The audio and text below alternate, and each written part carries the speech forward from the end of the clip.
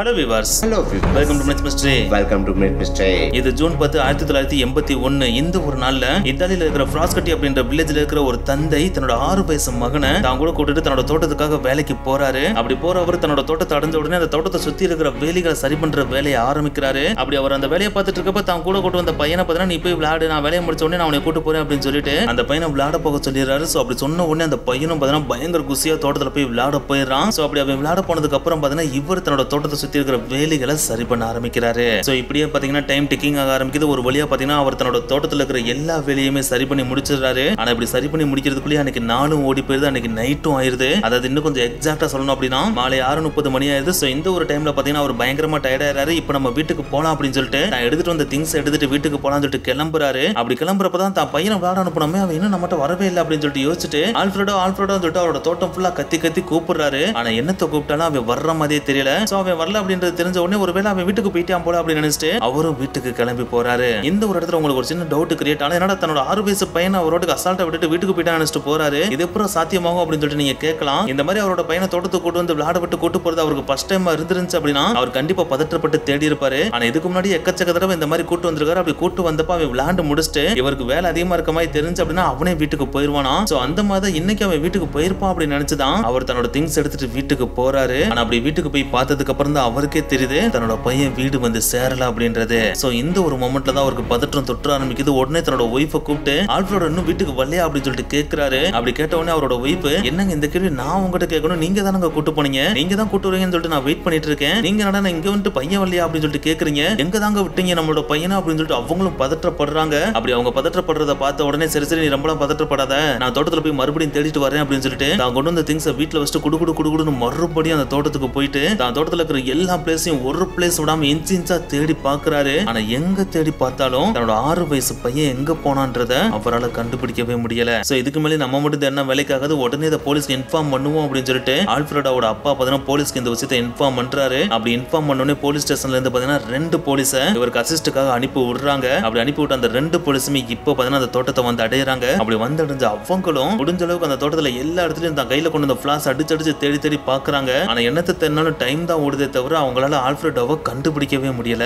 So அது தெரிஞ்சதுக்கு அப்புறம் தான் அந்த 2 போலீஸ் இந்த கேஸோட சீரியஸ்னஸ் புரிஞ்சுக்க ஆரம்பிக்கிறாங்க. நம்ம கூட இது சாதாரண கேஸா தான் இருக்க போது இந்த பையன் பயத்தினால நைட் டைம்ல எங்கிட்ட போய் மறைஞ்சு உட்கார்ந்திருப்பான் அப்படின்னு நினைச்சு தேட வந்தோம். ஆனா நம்ம எவ்வளவு தேடி இவன் கிடைக்கல அப்படின்னா கண்டிப்பா நம்மளுக்கு எக்ஸ்ட்ரா ஆட்கள் தேவை அப்படின்னு சொல்லிட்டு உடனே போலீஸ் ஸ்டேஷனுக்கு கால் பண்ணி எங்களுக்கு எக்ஸ்ட்ரா போலீஸ்காரங்க வேணும், அதே நேரத்தில் மோப்பனாயும் வேணும் அப்படின்னு சொல்லிட்டு அந்த 2 போலீஸ்ல ஒருத்தர் பார்த்தீங்கன்னா போலீஸ் ஸ்டேஷனுக்கு இதை இன்ஃபார்ம் பண்றாரு. அப்படி இன்ஃபார்ம் பண்ண உடனே எக்ஸ்ட்ரா போலீஸும் மோப்பனாயும் அந்த தோட்டத்தை வந்தடையுது. அப்படி வந்த உடனே அந்த மோப்பனாய்க்கு பார்த்தீங்கன்னா அந்த ஆல்ஃபிரடோட துணியை கொடுத்து மோப்பம் பிடிக்க வச்சு அந்த மோப்பனாயை வச்சு அங்கிட்டு தேட ஆரம்பிக்கிறாங்க. அப்படி மோப்பனாயை வச்சு தேடுறப்ப கூட பாத்தீங்கன்னா டைம் தான் ஓடுதே தவிர இந்த ஆல்ஃபிரடோ எங்க போய் ஒளிஞ்சா அப்படின்றத யாராலையுமே கண்டுபிடிக்கவே முடியல.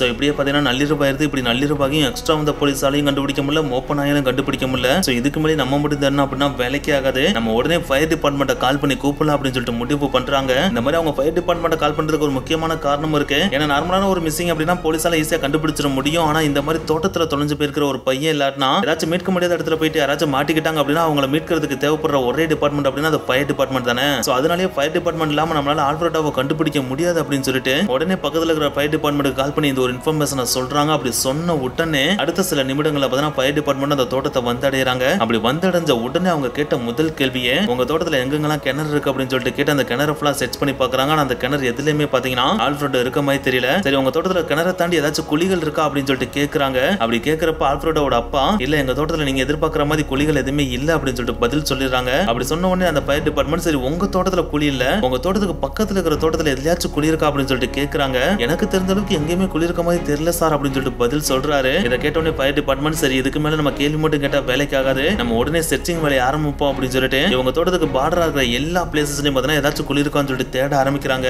அப்படி தேடுறப்பதான் உங்க தோட்டத்துக்கு பக்கத்துல இருக்கிற தோட்டத்துல பாத்தீங்கன்னா ஒரு சின்ன ஹோல் இருக்கதை கண்டுபிடிச்சிடறாங்க.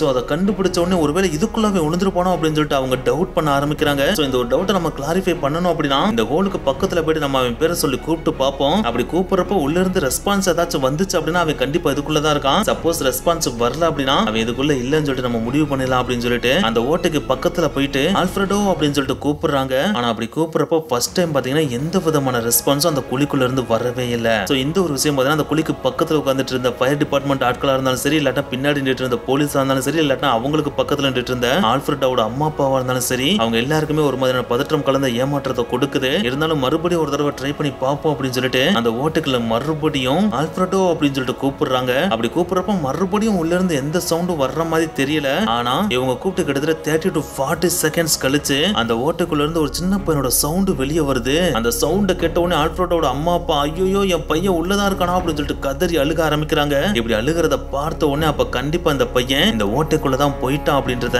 அந்த ஃபயர் டிபார்ட்மெண்ட் கன்ஃபார்மே பண்ணிடுறாங்க. எஸ், இந்த ஒரு டைம்ல பாத்தீங்கன்னா 80 அடி ஆழம் இருக்கிற இந்த ஒரு ஆழ்துளை கிணற்றுக்குள்ள இந்த 6 வயதான ஆல்ஃபிரடோ உள்ள மாட்டிட்டு இருக்கான் அப்படின்றத ஃபயர் டிபார்ட்மெண்ட் கண்டுபிடிச்சிடறாங்க. இதை கண்டுபிடிச்சோன்னே யார் அந்த தோட்டத்தோட ஓனர் அவரை முதல் கூப்பிடுங்க அப்படின்னு சொல்லிட்டு போலீஸ் பாத்தீங்கன்னா அந்த தோட்டத்தோட ஓனரை கூப்பிடுறாங்க. அவரும் பாத்தீங்கன்னா அந்த நள்ளிரவுல ஓடி வர்றாரு. அப்படி ஓடி வந்து அவர்கிட்ட ஏன் எவ்வளவு பெரிய ஆழ்துளை கிணறு தோண்டி வச்சிருக்க, நீ எவ்வளவு தோண்டி வச்சுட்டு மூட போயிருக்க, எதுக்கு மூடாம போனா அப்படின்னு சொல்லிட்டு கேட்கறாங்க. அதுக்கு அந்த தோட்டக்காரரு சாரி சார், நான் போர் போட்டா தண்ணி வரும் நினைச்சு தான் போரை போட்டேன். ஆனா நான் போர் போட்டு உள்ள இருந்து தண்ணி வரவே இல்லை. சோ அதனால நான் ஏமாற்றத்தினால அதை அப்படியே மூடாம விட்டுட்டு போயிட்டேன். ஆனா அப்படி மூடாம விட்டு போனது இவ்வளவு பெரிய பிரச்சனைக்கு காரணமா அமையுன்றது எனக்கு அப்ப தெரியாது சார். தெரிஞ்சிருந்தா கண்டிப்பா முடிப்பேன், என்ன மன்னிச்சிருங்க சார் அப்படின்னு சொல்லிட்டு அவரும் அழுகிறாரு. அப்படி அழுத உடனே சரி போ ஓரமா நில்லு அப்படின்னு சொல்லிட்டு அவர் தள்ளி நிக்க சொல்லிட்டு அங்க இருந்த போலீஸ் அதிகாரி ஃபயர் டிபார்ட்மெண்ட் என்ன சார் உள்ள இருக்க பையனை நம்மளால வெளியே எடுக்க முடியுமா அப்படின்னு சொல்லிட்டு கேட்கிறாரு. அப்படி கேட்ட உடனே அங்க இருந்த fire department officer sorry sir, எங்க ஒரு டீமால மட்டும் இப்ப இந்த பையனை எங்களால மீட்டு வெளியே கொண்டு வந்துட முடியாது. எங்களுக்கு ஹெல்ப்புக்கு ஃபயர் டிபார்ட்மெண்ட் இருந்து இன்னொரு டீம் வரணும். அப்படி வந்தா மட்டும் தான் எங்களால ஃபர்தரா மூவ் பண்ண முடியும் அப்படின்னு சொல்லிட்டு சொல்றாரு. அப்படி சொன்ன உடனே இந்த போலீஸ் ஆபீசர் அப்புறம் எதுக்கு சார் இன்னமும் வெயிட் பண்ணிட்டு இருக்கீங்க, உடனே இன்னொரு டீம் கூப்பிடுங்க சார் அப்படின்னு சொல்லிட்டு ஆர்டர் கொடுக்குறாரு. அப்படி கொடுத்த உடனே அந்த ஃபயர் டிபார்ட்மெண்ட் ஆபீசரும் இன்னொரு டீமை அந்த தோட்டத்துக்கு வரவழைக்கிறாரு. அப்படி ஒன்ஸ் அந்த டீம் வந்தோடனே இந்த ரெண்டு டீமும் கம்பைன் ஆகி ஒன்னா வேலை பார்ப்பாங்கன்னு பார்த்தா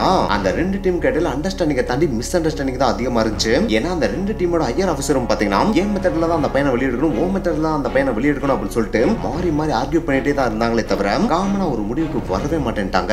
இதை பார்த்தோன்னே சைடுல இந்த போலீஸ் ஆஃபீஸருக்கு செம்ம காண்டாயிடுது. உடனே வேகமா அந்த ரெண்டு பேர்ட்ட போயிட்டு என்ன சார் நீங்க பாட்டு சின்ன பிள்ளை மாதிரி சண்டை போட்டுட்டு இருக்கீங்க, குளிக்குள்ள ஒரு சின்ன பையன் உயிருக்கு போராடிட்டு இருக்கேன், நீங்க பாட்டு சின்ன பிள்ளை தான் சண்டை போட்டுட்டு இருக்கீங்க, வேகமா ஒரு முடிவுக்கு வந்து அந்த பையனை வெளியெடுக்கிற வழியை பாருங்க சார் அப்படின்னு சொல்றாப்ல. அப்படி சொன்னோடனே அந்த ரெண்டு பேரும் ஒரு முடிவுக்கு வந்து ஓகே இந்த மெத்தட்ல நம்ம வெளியே எடுக்கலாம் அப்படின்னு சொல்லிட்டு ஃபைனலா ஒரு மெத்தடையும் கையில எடுக்கிறாங்க. அதுதான் கயிறுல மரக்கட்டையை கட்டி அந்த மரக்கட்டையை அந்த குழிக்குள்ள இறக்கி ஒன்ஸ் அந்த கட்டை அந்த பையனை அடைஞ்சோடனே அந்த பையன் அந்த மரக்கட்டையை பிடிக்க சொல்லி அப்படியே அந்த மரக்கட்டையை அல்லேக்கா மேல தூக்குறது. சோ இதுதான் சார் நம்மளுடைய ஃபர்ஸ்ட் மெத்தட் அப்படின்னு சொல்லிட்டு அந்த ரெண்டு ஃபயர் டிபார்ட்மெண்ட் ஆளுகளும் போலீஸ்ட்ட சொல்றாங்க.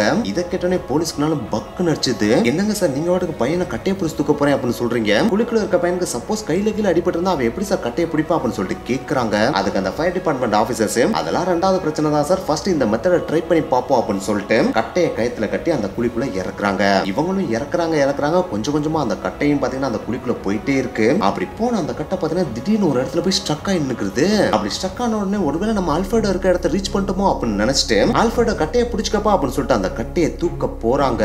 அப்படி தூக்குறப்ப பாத்தீங்கன்னா அந்த கயிறை பிடிச்சி இழுன்னு இழுத்து பாக்குறாங்க. ஆனா என்ன இழுத்தாலும் அந்த கயிறு மேல வரவே மாட்டேங்குது. அப்பதான் அந்த ஃபயர் டிபார்ட்மெண்ட்டுக்கே தெரியுது நம்ம ஆல்ஃபிரடோ இருக்க இடத்துல ரீச் பண்ணவே இல்ல, நம்ம அனுப்பின கட்டை ஏதோ ரெண்டு கல்லு கடையில போய் வசமா மாட்டிக்கிச்சு அப்படின்றது. அது தெரிஞ்சோடனே அவங்க ரெண்டு பேரும் பாத்தீங்கன்னா சைலண்டா போலீஸ் ஆஃபீஸரை திரும்பி பாக்குறாங்க. அப்படி பாக்குறப்ப அந்த போலீஸ் ஆஃபீஸரால செம்ம கோபத்துல அவங்கள முறைச்சு பாத்துட்டு இருக்காப்ல. ஏன் இது ஒரு மொக்க மெத்தட் நான் அப்பயே சொன்னேன் நீங்க கேட்கவே இல்ல, இப்ப என்ன பண்ண போறோம் அப்படின்னு சொல்லிட்டு கேட்கறாப்ல. அதுக்கு அந்த ஃபயர் டிபார்ட்மெண்ட் ஆபீசர்ஸ் சார் உள்ள மாட்டிட்டு இருக்க அந்த பையனை காப்பாத்துறது நமக்கு ரெண்டாவது மிஷன் தான், நம்மளுடைய முதல் மிஷன் இப்போதைக்கு உள்ள மாட்டிட்டு இருக்க அந்த கட்டையை தூக்குறதா சார் அப்படின்னு சொல்றாங்க. இதை கேட்டோன்னே அந்த போலீஸ் ஆஃபீஸர்னாலும் இன்னும் கொஞ்சம் கோவம் அதிகமாயிடுது. என்னையா இப்படி வந்து காமெடி பண்ணிட்டு இருக்கீங்க, அந்த கட்டையை எப்படியா தூக்க போறீங்க அப்படின்னு சொல்லிட்டு கேட்கறாப்ல. இதுக்கு அந்த ஃபயர் டிபார்ட்மெண்ட் ஆபீசர் சார் இதுக்கெல்லாம் குழிக்குள்ள இறங்குற ஸ்பெஷலிஸ்ட்டை தான் கூப்பிடணும், அவங்கள கூப்பிட்டா அலேக்கா அந்த கட்டையை தூக்கிடலாம் சார் அப்படின்னு சொல்றாப்ல. இதை கேட்டோன்னே போலீஸ் ஆஃபீஸர்னால சொல்லுன்னு கோவம் வந்துட்டு ஏயோ இப்படி ஒருத்தவங்க இருக்காங்க அப்படின்னு சொன்னா அவங்களே முன்னாடியே இறக்கி விட்டு அந்த பையனையை தூக்கிக்கலாம் இல்லையா, அதை விட்டுட்டு கட்டை அனுப்புறேன்னு சொல்லிட்டு உள்ள விட்டு இப்ப அதையும் மாட்ட வச்சுட்டீங்க, சரி இப்பயாச்சும் அந்த எக்ஸ்பர்ட்டை கூப்பிடுங்க அப்படின்னு சொல்றாப்ல. அப்படி சொன்னோன்னே அக்கம் பக்கத்து ஏரியால யாராவது குழிக்குள்ள இறங்குற எக்ஸ்பர்ட் இருக்காங்களா அப்படின்னு சொல்லிட்டு விசாரிக்கிறாங்க. அப்படி விசாரிக்கிறப்ப ஒரே ஒருத்தர் கிடைக்கிறாரு. அவர் தான் 23 வயசான டுலியோ பார்னபி அப்படின்ற பெருசா அனுபவம் இல்லாத குழிக்குள்ள இறங்குறவரு. இந்த டுலியோ பார்னபியை கண்டுபிடிச்சோன்னே அவரை தூக்கிட்டு வாங்க அப்படின்னு சொல்லிட்டு ஆள் அனுப்பி விடுறாங்க. அப்படி அனுப்பி விட்டவங்களும் டுலியோ பார்னபியோட வீட்டுக்கு போய் கதவை தட்டி தட்டி பாக்குறாங்க. ஆனா எவ்வளவு தட்டினாலும் உள்ள இருக்க டுலியோ பார்னபி கொரட்டை விட்டு தான் தூங்குறாரே தவிர எந்திரிக்கவே இல்ல. சோ இப்படியே பாத்தீங்கன்னா டைம் டிக்கிங் ஆகுது, அதிகாலை பொழுதும் ஆயிடுது. வீட்டுக்குள்ள தூங்கிட்டு இருக்க டுலியோ பார்னபியும் எந்திரிக்கிற மாதிரியே தெரியல. இப்படி இவர் எந்திரிக்காம இருக்க இன்னொரு பக்கம் பாத்தீங்கன்னா நம்ம ஆல்ஃபிரடோ ஆழ்துளை கிணத்துக்குள்ள விழுந்துட்டா அப்படின்ற செய்தி பாத்தீங்கன்னா கொஞ்சம் கொஞ்சமா பக்கத்துல இருக்க எல்லா ஏரியாக்கும் பரவ ஆரம்பிக்குது. அப்படி பரவணும்னே அக்கம் பக்கத்துல இருந்த எல்லா மீடியா பீப்புளும் பாத்தீங்கன்னா அந்த தோட்டத்துக்கு படையெடுக்க ஆரம்பிச்சிடறாங்க. அப்படி அந்த தோட்டத்துக்கு படையெடுத்த எல்லா மீடியா பீப்புளுமே என்ன சார் 6 வயசு பையன் குழிக்குள்ள விழுந்துட்டானா, அவன் நல்லா இருக்கானா இல்லையா, உயிரோட தான் இருக்கானா இல்ல இறந்துட்டானா அப்படின்னு சொல்லிட்டு அடுத்தடுத்து எக்கச்சக்கமான கேள்விகளை அங்க இருக்க போலீஸ் ஆபீசர்ட்ட கேட்டுக்கிட்டே இருக்காங்க. இத கேட்க அங்க இருக்க போலீஸ் ஆபீசர்னால இன்னமும் கடுப்பு அதிகமாயிட்டே இருக்கு. அந்த குழிக்குள்ள இறங்குற அவன் எந்திரிச்சானா இல்லையா அப்படின்னு சொல்லிட்டு கேட்கறாப்ல. அதுக்கு பக்கத்துல இந்த ஃபயர் டிபார்ட்மெண்ட் ஆபீசர்ஸ் சார் எழுப்பிட்டே இருக்காங்க சார், வேமா எந்திரிச்சா சார் அப்படின்னு சொல்றாங்க. அதுக்கு அந்த போலீஸ் ஆபீசர் என்னையா இன்னும் அவன் எந்திரிக்கவே இல்லையா, அவனை கதை உடைச்சாங்க தூக்கிட்டு வாங்க அப்படின்னு சொல்றாப்ல. அப்படி சொல்லிட்டு மீடியா பீப்புள திரும்பி பாக்குறாப்ல. அப்பதான் அவருக்கு ஒரு ஐடியா தோணுது. எஸ் ஆழ்துளை கிணறுக்குள்ள இருக்க அந்த 6 வயசு பையன் இன்னும் உயிரோட இருக்கானா இல்லையா அப்படின்னு செக் பண்ணணும் இல்லையா.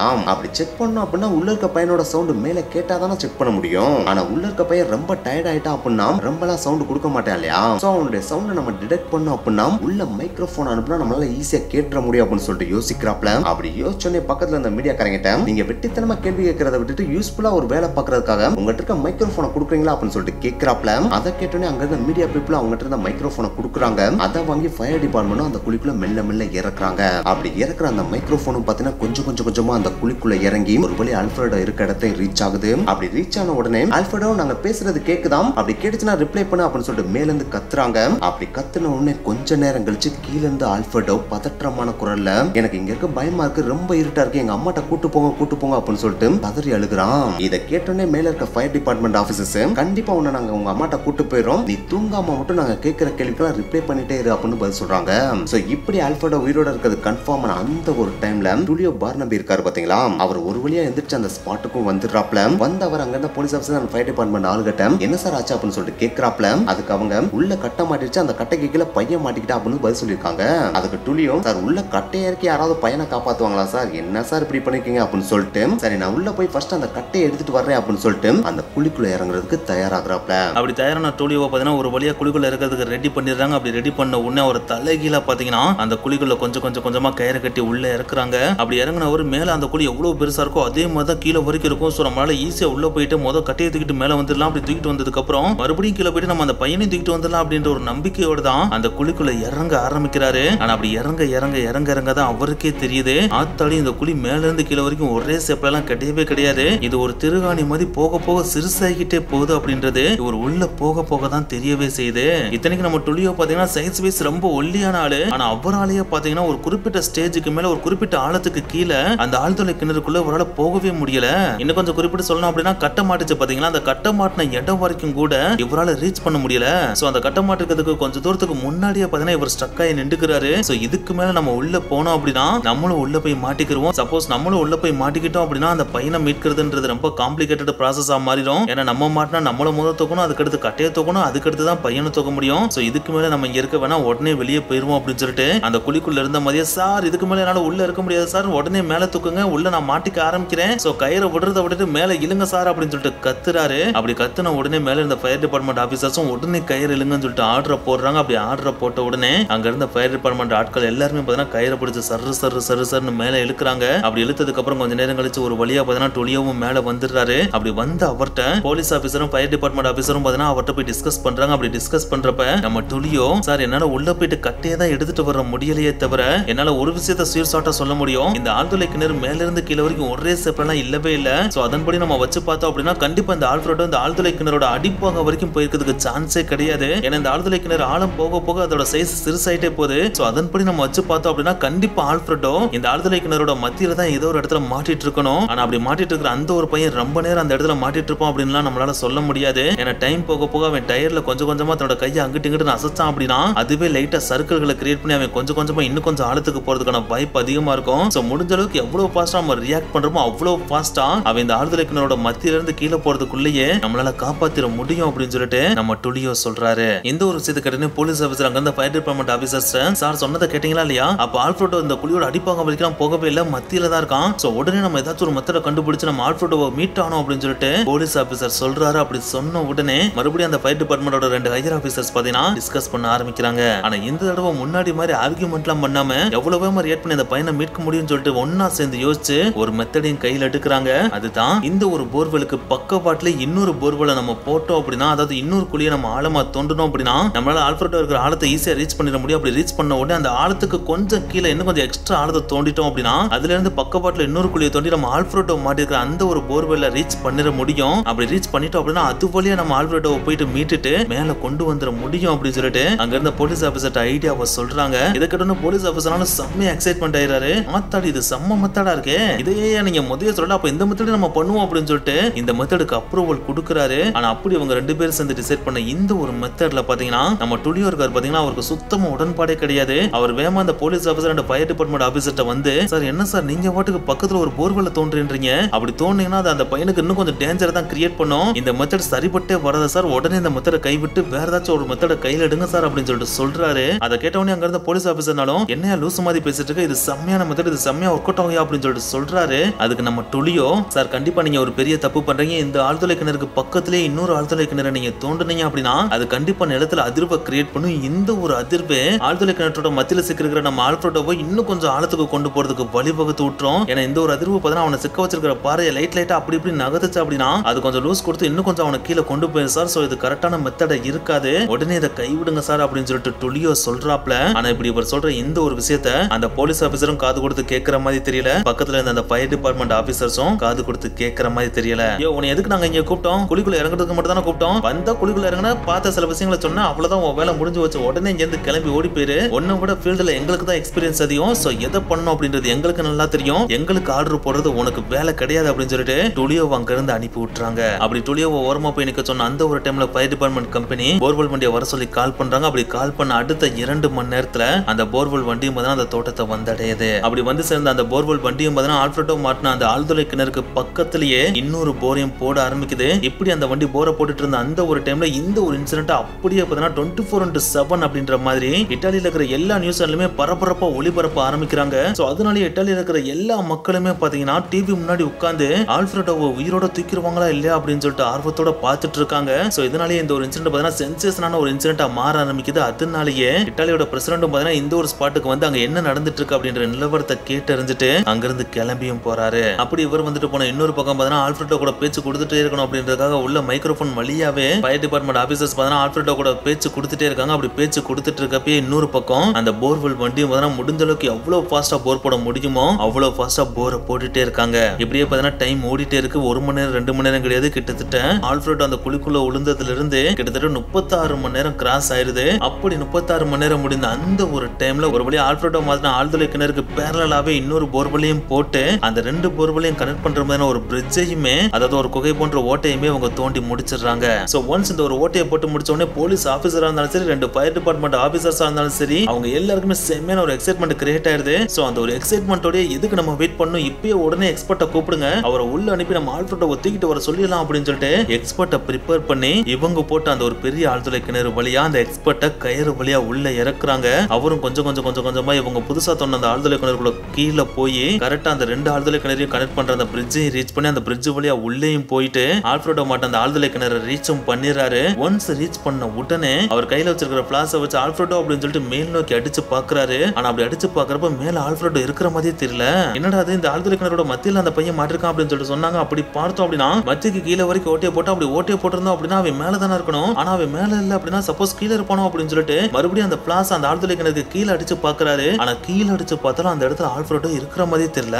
சோ இது தெரிஞ்ச உடனே அந்த கீழே இறங்கின அவரு பார்த்தீங்கன்னா மேல இந்த ஒரு விஷயத்தை பாஸ் பண்றாரு. அப்படி பாஸ் பண்ணோடனே போலீஸ் ஆபீசரா இருந்தாலும் சரி, ஃபயர் டிபார்ட்மெண்ட் ஆபீசர்ஸா இருந்தாலும் சரி, அவங்களுக்கு ஒண்ணுமே புரியல. என்னடா அது, அந்த இடத்துல ஆல்ஃபிரடோ இல்ல அப்படின்னா அவன் எங்கடா இருப்பான் அப்படின்னு சொல்லிட்டு கன்ஃபியூஸ் ஆன ஸ்டேஜோட நிக்கிறாங்க. அப்படி நிக்கிற அந்த ஒரு டைம்ல டுலியோ இருக்காரு பாத்தீங்கன்னா, அவர் அங்க வந்து, சார் நான் தான் ஆல்ரெடி உங்ககிட்ட சொன்னேன்ல, நீங்க போர்வெல்ல போட்டீங்க அப்படின்னா நிலஅதிர்வு ஏற்பட்டு அந்த பையன் இன்னமும் ஆழத்துக்கு போவான் அப்படின்னு சொன்னேன். ஆனா நீங்க அதை கேட்காம இந்த வேலையை பண்ணீங்க. சோ இப்போ அந்த பையன் ஆல்ரெடி இருந்த அந்த ஒரு ஆழத்துல இருந்து கண்டிப்பா 30 மீட்டர் ஆழம் வரைக்கும் கீழே போயிருப்பான். வேணா நீங்க மைக்ரோஃபோனை கீழே விட்டு செக் பண்ணி பாருங்க அப்படின்னு சொல்லிட்டு சொல்றாரு. அப்படி சொன்ன உடனே ஃபயர் டிபார்ட்மெண்ட்டும் பாத்தீங்கன்னா மைக்ரோஃபோனை உள்ள அனுப்பி செக் பண்ணி பாக்குறாங்க. அப்படி செக் பண்ணி பாக்குறப்ப ஆல்ஃபிரடோ ஆல்ரெடி இருந்த அந்த ஒரு ஆழத்துல இருந்து 30 மீட்டர் அடி ஆழத்துக்கு கீழே போயிட்டான் அப்படின்றதையும் கண்டுபிடிக்கிறாங்க. தட் மீன்ஸ் அந்த ஆழ்துளை கிணற்றோட அடிப்பாகத்துக்கே ஆல்ஃபிரடோ போய் சேர்ந்துட்டான் அப்படின்றத அவங்க கண்டுபிடிச்சிடறாங்க. சோ ஒன்ஸ் இந்த ஒரு விஷயத்தை கண்டுபிடிச்ச உடனே அடுத்து என்ன பண்ண போறோம், எது பண்ண போறோம் அப்படின்றது சுத்தமா விளங்காம போலீஸ் ஆபீசரும் கண்வெளி பிதுங்கி நிக்கிறாரு. பக்கத்துல இருந்த அந்த ஃபயர் டிபார்ட்மெண்ட் 2 டீமோட ஆபீசர்ஸும் வேற லெவல்ல கண்வெளி பிதுங்கி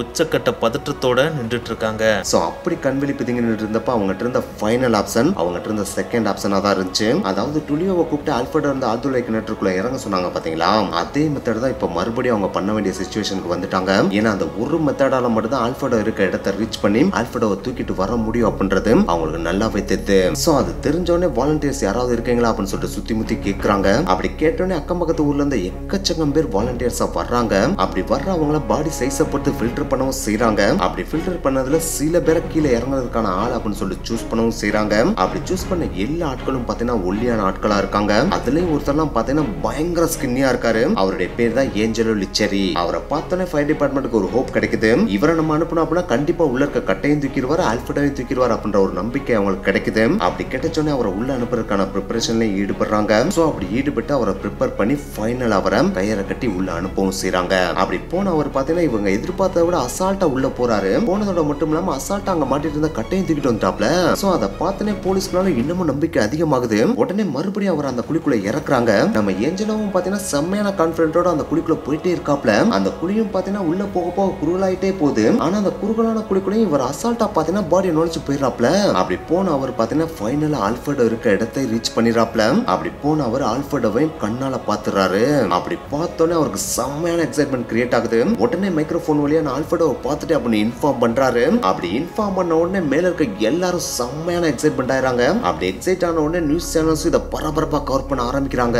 ஒட்டுமொத்த இத்தாலியும் பாத்தீங்கன்னா பரவாயில்ல ஆல்ஃபர்டோ இருக்க இடத்தை அடைஞ்சிட்டாங்க அப்படின்னு சொல்லிட்டு ஹாப்பியாக ஆரம்பிக்கிறாங்க. அப்படி ஹாப்பியான அந்த ஒரு மொமெண்ட்டை இன்னும் கொஞ்சம் பூஸ்ட் பண்ற மாதிரி ஏஞ்சலோ இன்னொரு விஷயத்தையும் சொல்றாப்ல. அதுதான் நான் ஆல்ஃபர்டோவை பார்க்க மட்டும் செய்யல, ஆல்ஃபர்டோ இன்னமும் உயிரோட இருக்கா அப்படின்றது.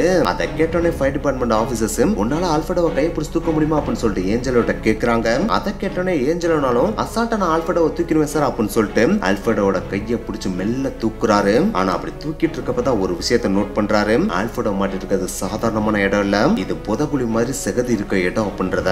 எஸ், ஆல்ஃபர்டோட இடுப்பு வரைக்கும் பாத்தீங்கன்னா சகதியால தான் மூடப்பட்டிருக்கு. அந்த சகதிக்குள்ள மாட்டின மாதிரி தான் ஆல்ஃபர்டோவே இருக்கான். சோ அவனை தான் ஏஞ்சலோ இப்ப பிடிச்சு மேல தூக்குறாப்ல. ஆனா அப்படி தூக்குறப்ப பாத்தீங்கன்னா சகதி அவ்வளவு சீக்கிரமா ஆல்ஃபர்டோவை மேல விட மாட்டேங்குது. சோ அதனாலே பாத்தீங்கன்னா ஒரு ஸ்டேஜுக்கு மேல ஏஞ்சலோவால தூக்க முடியாம கைய கீழே விடுறாப்ல. அப்படி விட்டோடனே அது வரைக்கும் ஆல்ஃபர்டோட இடுப்பு அளவுக்கு இருந்த சகதி பாத்தீங்கன்னா இப்ப செஸ்ட் அளவுக்கு வந்துருது.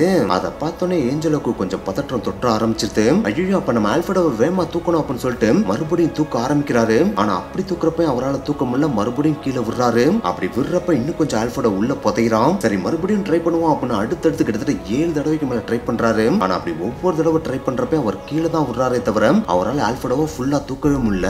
சோ இவருடைய ஃபைனல் அட்டெம்ப்ட்ல பாத்தீங்கன்னா ஆல்ஃபர்டோட தொண்டை வரைக்கும் சகதி கம்ப்ளீட்டா முடியுது. சோ இதுக்கு மேலே நம்ம இவனை தூக்க ட்ரை பண்ணோம் அப்படின்னா இவனுடைய மூக்கும் சகதியில புதஞ்சிரும். அப்படி புதஞ்சு அப்படின்னா ஆல்ஃபர்டோ மூச்சு விட முடியாம இறந்துருவான். சோ வேற ஏதாவது மெத்தட் நம்ம யோசிச்சுட்டு வரணும் அப்படின்னு சொல்லிட்டு ஏஞ்சலோ மேல வந்துடுறாப்ல.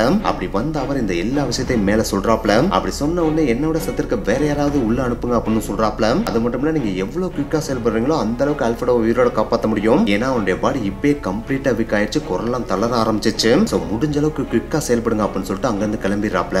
அப்படி அவர் போனதுக்கு அப்புறம் அடுத்தடுத்து எக்கச்சக்க வாலண்டியர்ஸ் அந்த ஆழ்துளை கிணற்றுக்குள்ள அனுப்புறாங்க. அப்படி அனுப்புறதுல பல பேர் பாத்தீங்கன்னா அந்த ஆழ்துளை கிணற்றோட பாதிக்கு மேல கூட போக முடியாம திரும்பி வந்துடுறாங்க. 2 பேர் மட்டும் பாத்தீங்கன்னா அடிபாகம் வரைக்கும் போயிடுறாங்க. ஆனா அவங்களால கூட பாத்தீங்கன்னா ஆல்ஃபர்டோவை தூக்க முடியல. சோ இப்படியே பாத்தீங்கன்னா டைம் ஓடுது. அந்த பையன் அந்த ஆழ்துளை கிணற்றுக்குள்ள விழுந்து கிட்டத்தட்ட 3 நாட்கள் ஆயிடுது. அந்த 3 நாள் கழிச்சு பாத்தீங்கன்னா மைக்ரோஃபோன்ல அந்த பையனோட சவுண்ட் கம்ப்ளீட்டா சைலண்ட் ஆகுது. அப்படி சைலண்ட் ஆன உடனே ஒட்டுமொத்த இத்தாலியுமே பாத்தீங்கன்னா சைலண்ட் ஆயிடுது. ஏன்னா இந்த ஒரு நிகழ்வை 24/7 நியூஸ் சேனல் லைவா ஒளிபரப்பிட்டிருக்காங்க இல்லையா. சோ எல்லாருமே ஆல்ஃபர்டோவை எப்படா காப்பாத்துவாங்க அப்படின்னு சொல்லிட்டு வெயிட் பண்ணி பார்த்துட்டு இருக்காங்க. அந்த டைம்ல பேச்சு மூச்சு இல்ல அப்படின்னு சொன்னா எல்லாருமே சைலண்ட் ஆக தானே செய்வாங்க.